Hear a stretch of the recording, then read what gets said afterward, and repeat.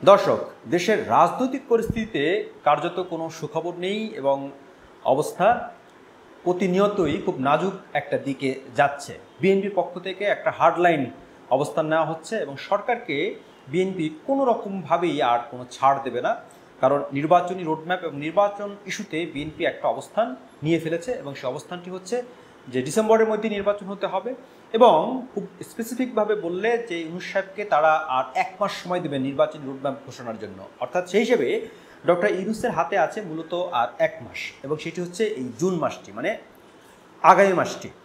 যেহেতু এখন সামনে পবিত্র ঈদুল আজহার একটা ছুটি আছে, মানুষ ঈদ উদযাপন করবেন, সে কারণে বিএনপি এখনও আনুষ্ঠানিকভাবে কোনো কর্মসূচি দেয়নি বা এ বিষয়ে একেবারে তাদের দিক থেকে কী ধরনের কর্মসূচি পালন করা হবে এ নিয়ে তাদের মধ্যে ভিতরে আলাপ আলোচনা চলছে এবং যতটুকু জানা যায় যে সেই কর্মসূচির মধ্যে তারা আবারও বড় ধরনের সমাবেশ বিক্ষোভ এগুলো তারা করবেন এবং সেটা করবেন জুনের পরে এবং ক্রমশ এই আন্দোলন বা কর্মসূচির যে মাত্রা তীব্রতা সেটা বাড়াবে বিএনপি জুনের পরে। কেন? কারণ আরেকটু সময়, মানে জুন মাসটা বিএনপি ইউনূসকে দিতে চান।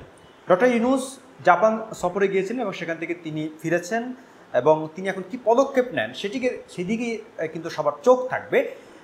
কিন্তু বিএনপির এই অবস্থান এবং ইউনূস সাহেবের যে অনড় অবস্থান সেটা যদি অব্যাহত থাকে তাহলে পরে আমরা সেই সংঘাতমুখর অবস্থায় দেখব। আমি আমার একাধিক ভিডিওতে আগেও বলেছি কথা।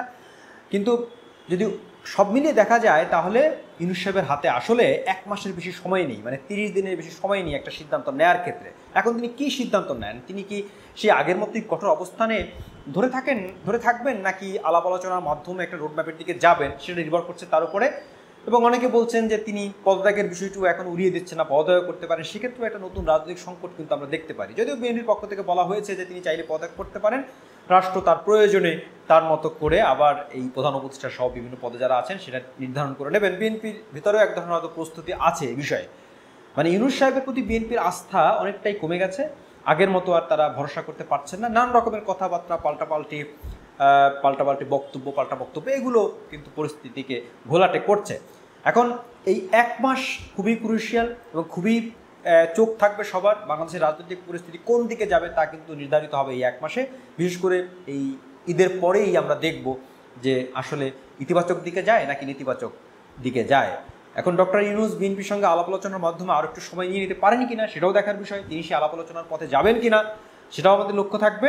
তবে আলটিমেট কথা হলো যে বিএনপির পক্ষ থেকে ডক্টর ইউনূসকে আর কোনো ছাড় দেওয়া হবে না, সরকারকে আর কোনো ছাড় দেওয়া হবে না। নির্বাচন এবং নির্বাচনী রোডম্যাপ প্রশ্নে বিএনপি তার অবস্থান নিয়ে ফেলেছে এবং সেজন্যই বলা হচ্ছে যে ইউনূসের সামনে আছে মূলত 1 মাস, মাত্র 30 দিন। ইউনূস এখন কি করবেন সেই দিকেই চোখ থাকবে সবার।